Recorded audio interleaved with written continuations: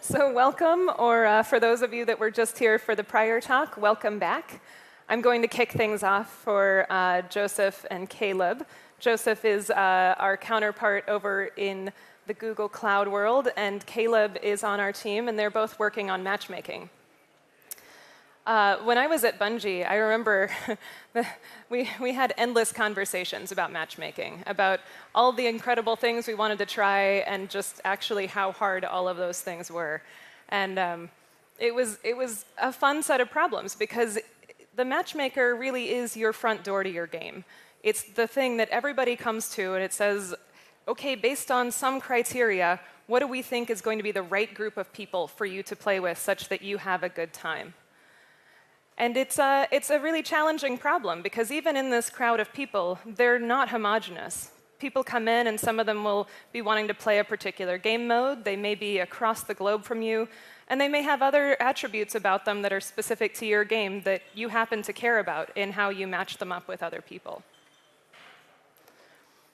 The way that a lot of game developers think about matchmaking is sort of this triangle of trade-offs, where you want people to have a reasonable wait time. If they're sitting too long, they leave your game. You want the latency to not be too bad, because if it's a real-time game, it needs to feel as responsive as possible. And if you care about skill, like in a competitive type of game, you want it to feel like a reasonably fair match for people. Ideally, you get all three of these, but that's often not possible. And so figuring out how you balance the trade-offs between all of these three at once is pretty tricky. So this is almost the fun part of the algorithm, is that this is the piece you want to tailor for your game. But the stuff that we often don't think about, that are rather underestimated challenges, are sparse populations. So if your game is brand new and you have 10 people in the queue, how do you ensure that they have a good match? How do you even tell them what's going on if they're just sitting there forever because you couldn't find one that actually matched what they wanted? And on the flip side, if suddenly your game does really, really well, does your matchmaker become a bottleneck and make it to where you can't get into the game? Or does it just completely fall over and crash? There's also problems with over-indexing towards skill. I know at Bungie we always talked about how we really wanted everyone to have a super close skill match whenever they were getting into competitive PvP. And you end up with something that they lovingly refer to as sweaty matches, where everything is so intense all the time because it's so close that you just are drenched by the end of a few sessions. And from a player experience perspective, that may not actually be what you always want in your game. And then the other thing that we think about is that if you try to get an off-the-shelf solution, flexibility can be pretty limited. How you tailor this to your specific game and make it a really great experience to where you know exactly how you want to tune it for yourself is hard with the off-the-shelf solutions. But then if you choose to build your own and roll it yourself, all the services infrastructure and knowledge of load balancing and analytics and all the cool stuff these guys are going to talk about in a few minutes is actually a lot of time and work and specific expertise that most game devs don't really want to focus on that part for their games. So I'm going to hand off to Joseph, who's going to talk first about the open source matchmaking project that we're working on together. And then Caleb will follow up to talk about the Unity managed version of this service. Thank you very much. Hi, everybody. My name is Joseph. I work for Google Cloud Platform. Was hired from the game industry to work specifically with game developers. My history is mostly in operations and DevOps. I worked at Blizzard and Cloud Imperium Games for about 11 years. So I'm not sure how many people in the room are already familiar with the problem space of matchmaking, so I'm going to level set a little bit and talk about the basics first. A traditional architecture for matchmaking almost always was completely bespoke. Everybody was building it for themselves. In this diagram, you can see we have players. Presumably, your game will have players, and we also have servers. If you are already in the connected games space, the chances are you have servers somewhere, co-located or wholly owned or in the cloud somewhere. So the really easy solution, if you want matchmaking, is you just grab another machine or another VM, you stick a matchmaking process on this machine, you connect all your players to that matchmaking process, you connect all your game servers, and then you just match all the things, right? And this works great until you hit a scaling bottleneck. You start to get more players. It becomes more and more popular. Suddenly, you're really struggling to keep up with your matchmaking process in one machine. It's really struggling. You can make the machine bigger, but there is a limit to that. So we at Google really wanted to try and help solve this problem in a very cloud-native way. The approach we wanted to take was an open source matchmaking project.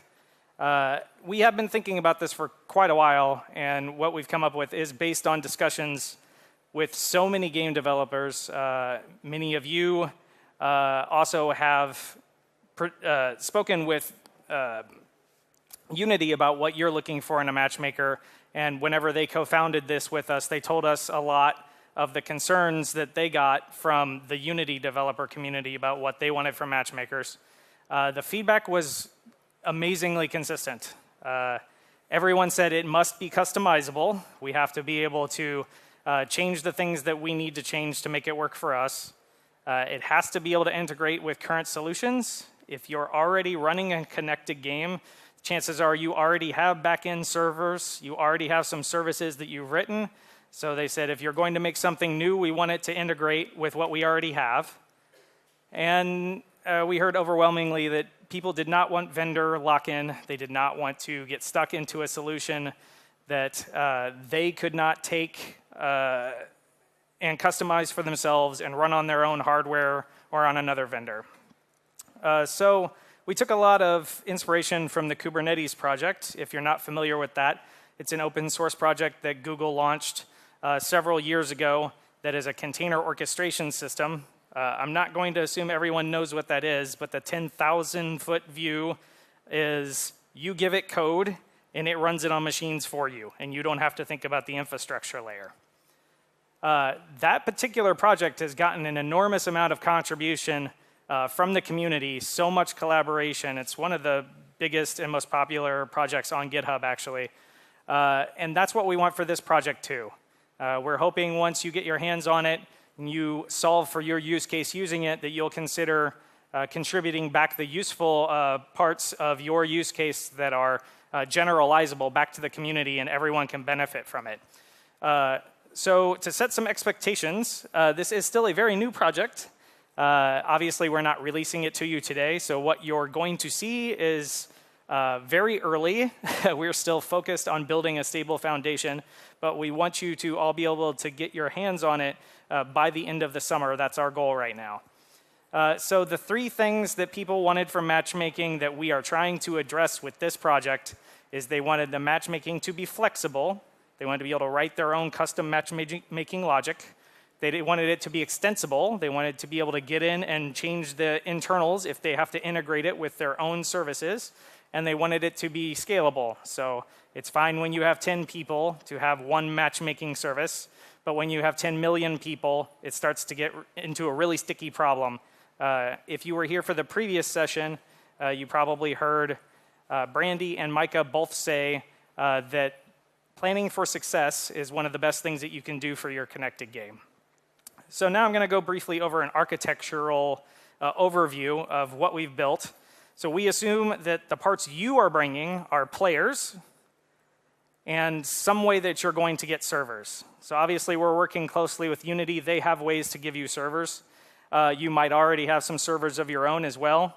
But the big black section in the middle here is the question mark. So we are building the open source project on top of Kubernetes, which allows us to just build the code and make it run on machines without having to worry about what machine it's running on and all those fiddly infrastructure questions. There's three main components. We've written an orchestrator that runs your custom match logic.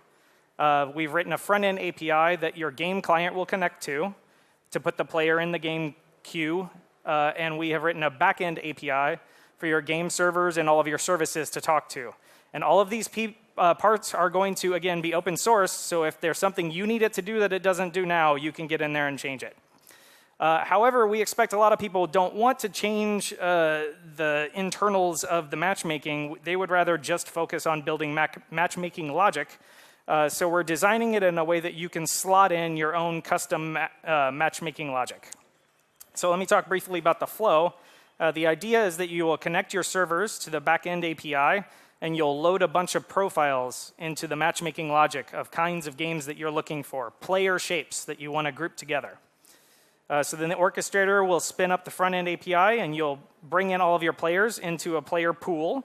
The orchestrator will start your custom matchmaking logic, which will put the players in the slots for the profiles that you've defined. The contrast is a little weird on this projector, but I hope you can see that the top two game profiles that we defined, we didn't fill all the slots, so those ones aren't complete. The bottom two we did manage to find enough players to fill those profiles. So then the orchestrator will spin up, send those complete game matches out through the backend API onto game servers for you. So that's the general flow that we're going for. I'm going to try and demo. I'm going to try and live demo. So please bear with me if this has some problems. I apologize, but hopefully we can get this working. I have been working on this very recently, and it worked like 20 minutes ago when I was sitting over there. So hopefully it'll still work now. As I said, the code is still in a really early stage.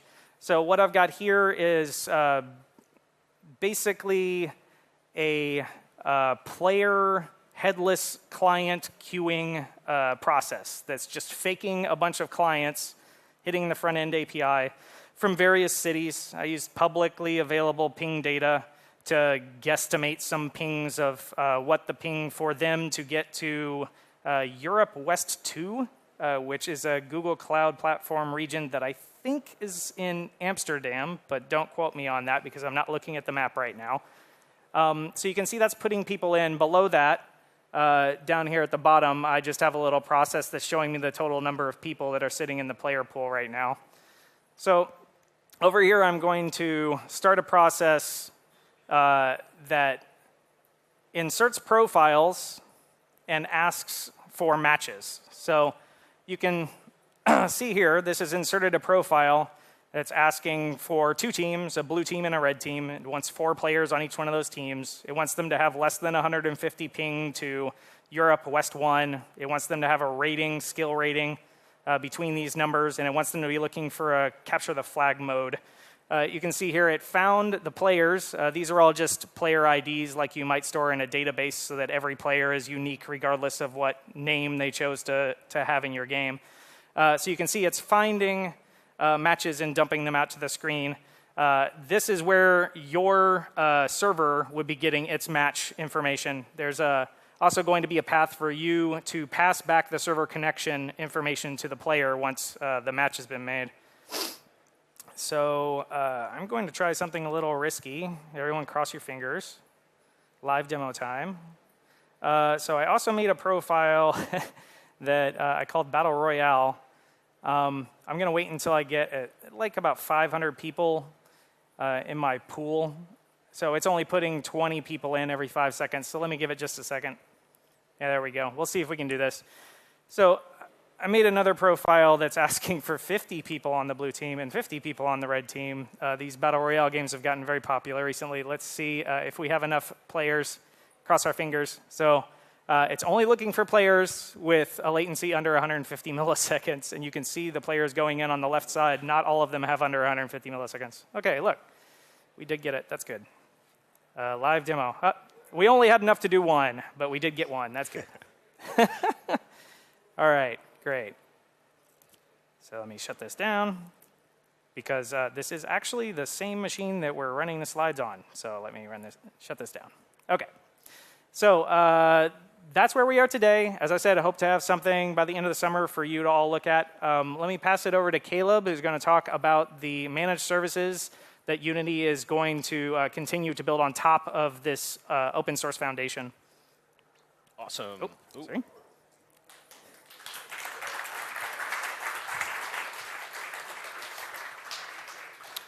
Thanks a lot, Joseph. My name is Caleb Atwood. I'm a Unity software engineer currently focused on matchmaking and connected game technologies. If you were at Micah and Brandy's talk right before this, you might be familiar with where we're going with connected games. Before this, I did 6 years at Microsoft on Xbox Live doing services engineering for games publishing, catalog, user-generated content stores, and then a stint on the Xbox Live multiplayer team. So, as Joseph just talked about, Unity and Google are coming together to collaborate on this open source matchmaking project. One of the guiding principles of this project is this idea of uncompromising flexibility. This really gives us a tool in our war chest to go solve one of the really hard problems with matchmaking that folks constantly have to rebuild, which is infrastructure.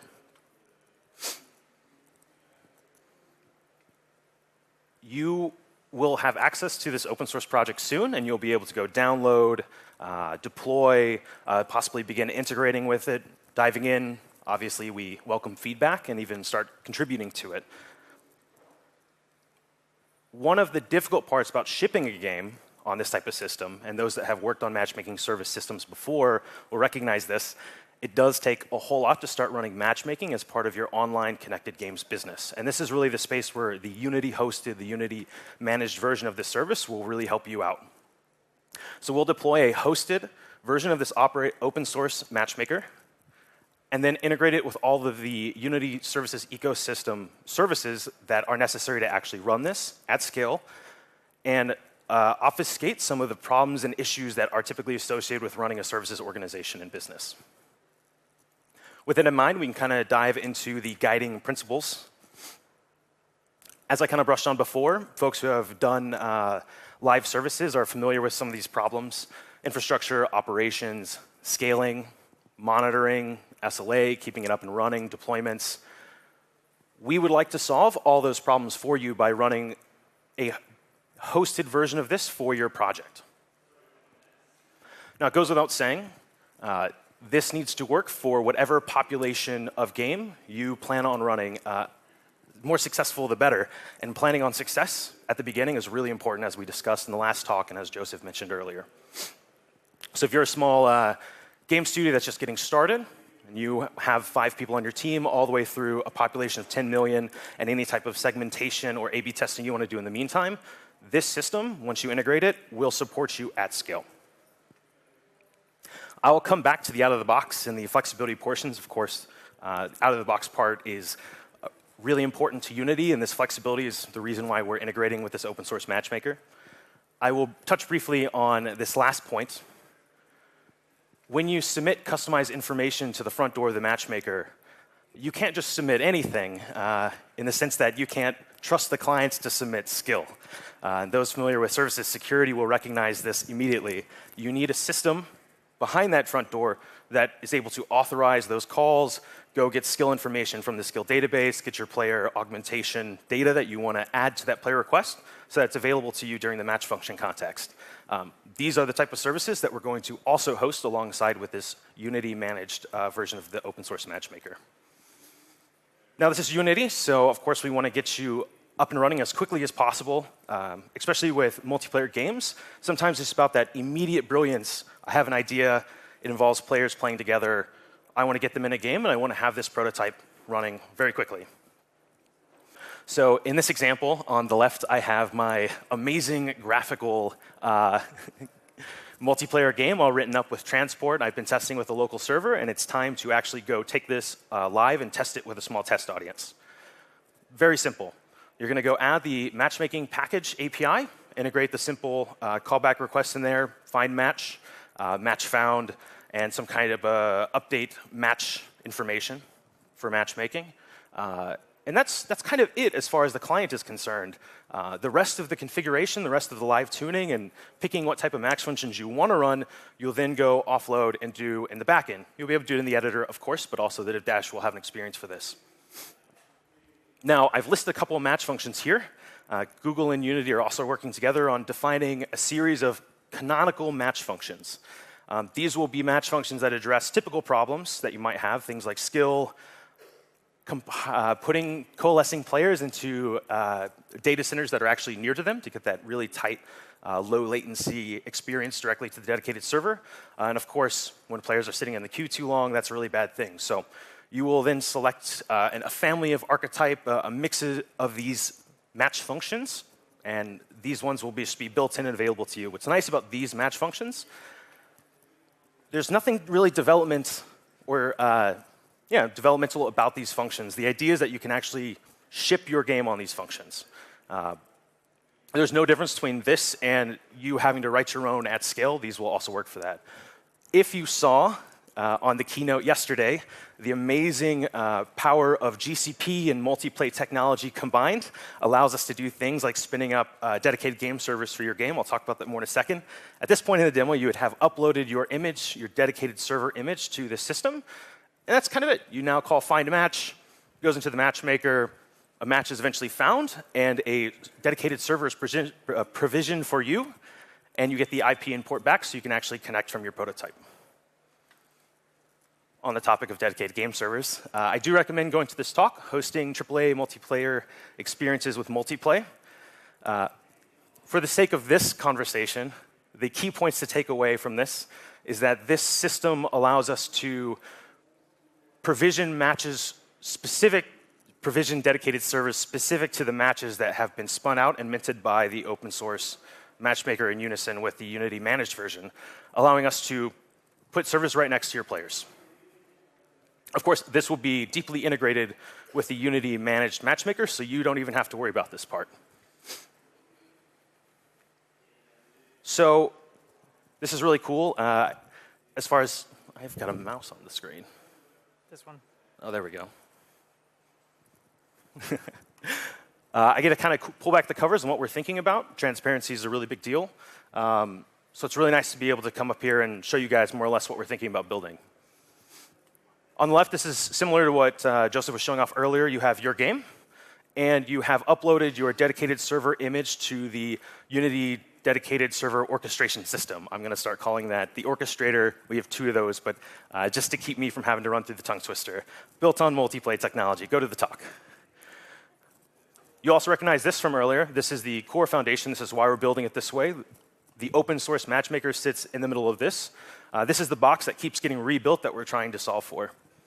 And the green parts is the Unity managed hosted ecosystem of services and tools that we're going to deploy into this hosted environment for you. Now, starting on the left, obviously I've already talked about the client API itself. That will have a front door that's hosted inside this environment that you'll talk to. This is where you can submit your customized match information for the player. Of course, there's this big bundle of boxes up at the top. I don't have a lot to talk about these specifically today. We will be talking about these in the future. This is where we have things like federated player identity, skill, which is, of course, the big monolith of matchmaking foundations, invites, party services, things of that nature, player data. At this point, that custom client information will be augmented with the secure information and then plugged right into the open source front door. I'll talk about match functions in a minute. That's obviously a big part of this. And on the backside, we've inserted this interesting box in called the allocator. The allocator is going to have 2 responsibilities. One, to its namesake. It is responsible for understanding that when a match has been minted and is ready to be secured for a server, it will observe where the players are and then submit the region to the orchestrator to spin up a server with the correct profile for the game mode that you're trying to run with the right hardware profile, such that it will spin it out, give us back the IP import, plugs back through the allocator all the way back to your game. Sounds like a lot. It happens very quickly. Its other role is to submit those profiles that we talked about earlier, that Joseph was mentioning. You'll configure those, of course, in the dev dash. This is kind of where you would mix to correctly tune to the population for whatever your current player population is. And last but not least, we have our match functions in the middle. There is a reason that they're not necessarily green. Of course, these are the canonical ones that I previously mentioned us working on. But if you think about this space for more than a couple minutes, almost immediately you start to imagine your ideas in this space. There's no way that we can write a match function, even if it's broad and general, to accommodate all of the needs that your game has. And I kind of list off some examples here to help this out. If you have a very specific level minimum, or for example, you have to have a watermelon helmet to play with all the other players that have watermelon helmets. If you thought you were going to escape the cats from the previous talk, Brandy's my PM. I am I must put the cat in. The idea behind integrating with this open source matchmaker is to provide that flexibility directly back to you. And so we want to enable you to write your own custom match functions. We'll provide the tooling, the way to upload, and then eventually, when that is received on the Unity managed matchmaker, it will then plug directly into it, and we will handle the scale, the hosting, and the runtime of that. Of course, plugging directly back into the analytics so you can monitor the success and eventually turn on that match function for your match population. You should be able to do most things with this model.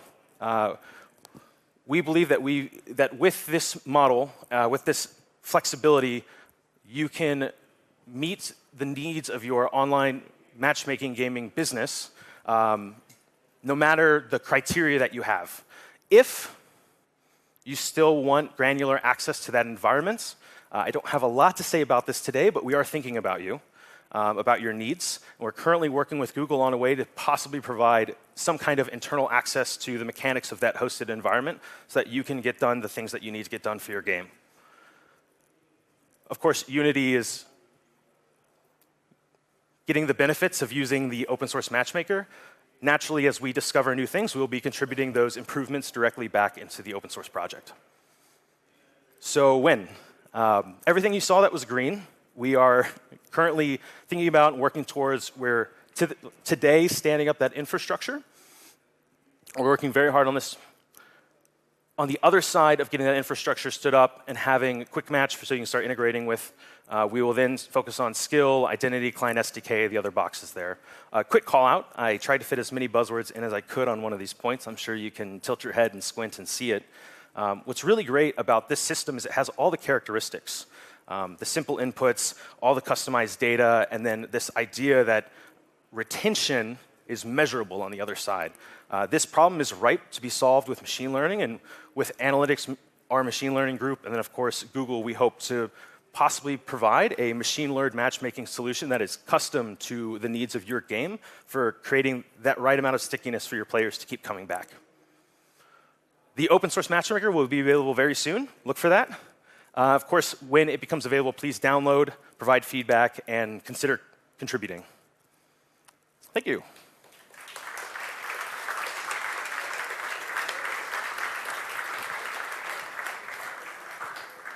Questions? We have a mic here and one over here. Yeah, awesome. Hello. Does the system store any personally identifying information permanently for longer than just the user saying, I'm here, I'm available, I want to be match made? And if so, have you considered GDPR compliance? Absolutely. We are building with GDPR compliance in mind. Part of the benefit of pursuing a hosted ecosystem that may be specific for your game, I'm not saying dedicated, but maybe specific for your game, we hope to provide those tools to you so that you can manage that experience with your players, so that you have access to that data and what's being stored. So then it's also on the game developer, on you, to make sure that you are also GDPR compliant. We will provide those tools, though. To answer briefly, like the open source piece of that, of course, that open source matchmaker does have a place where it's storing state. And you saw I was using just a bunch of UUIDs for players.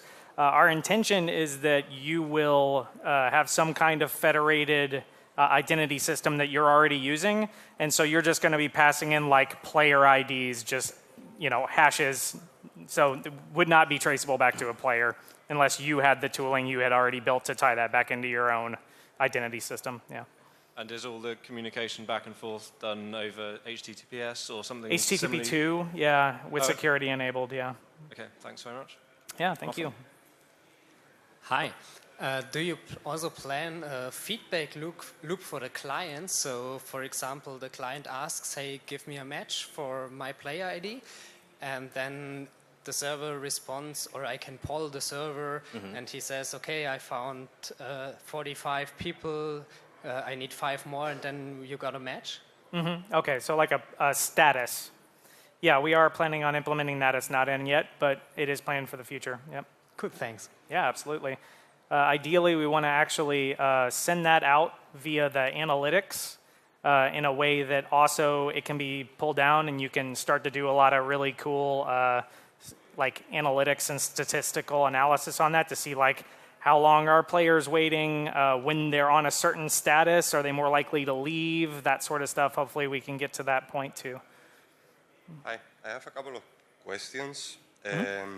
One of them is like, I'm not sure if you answered already, so basically when you do the matchmaking, you will send the players' IDs. So if we need some kind of, for example, match players, depending on the level, you access this data from the database that we can provide? Or? Yeah, Unity is going to be building a managed piece that will pull in stuff from their managed offerings for that. The open source matchmaker will just allow you to pull it in from wherever you want, that data. They're going to build a bunch of tooling specifically for the Unity developer who's using that to handle that for you. I'll let Caleb speak a little more to that. Definitely something we're thinking about. We'd like to provide a general identity solution that also provides hooks for storing player data and then a way to enable the player data hooks directly into the matchmaking request. Okay. Another thing, you say the orchestrator is the one creating the rooms after the matchmaking has successfully happened?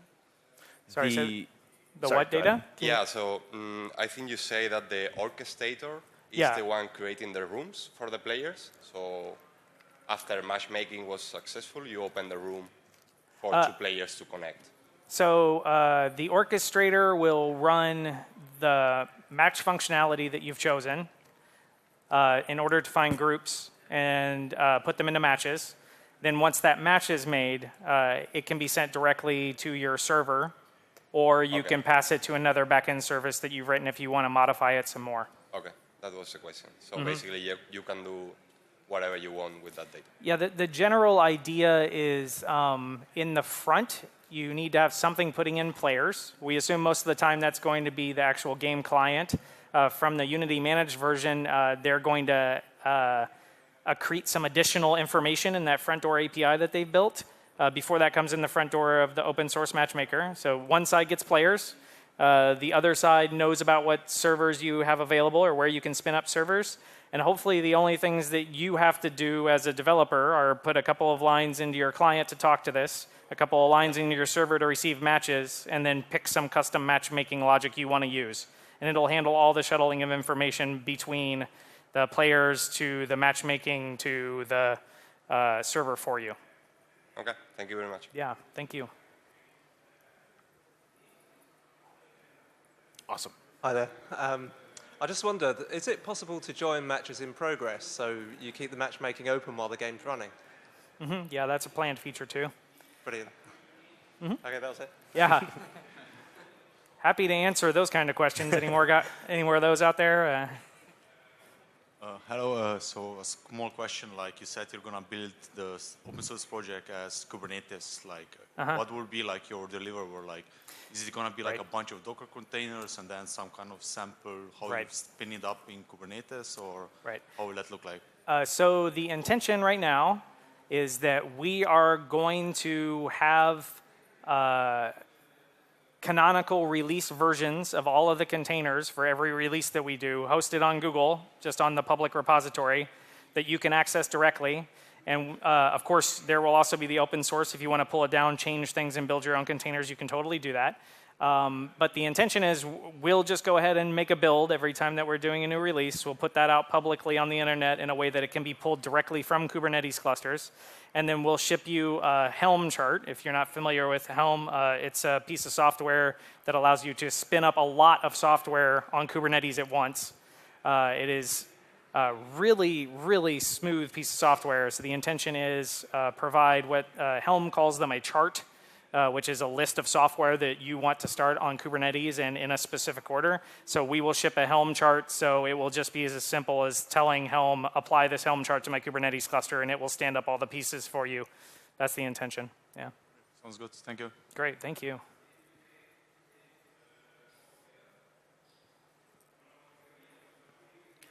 Awesome. Well, thank you all for coming. We'll be standing around if you guys have questions about the open source matchmaker or the Unity managed matchmaker. Thank you guys very much. Thank you so much, everyone.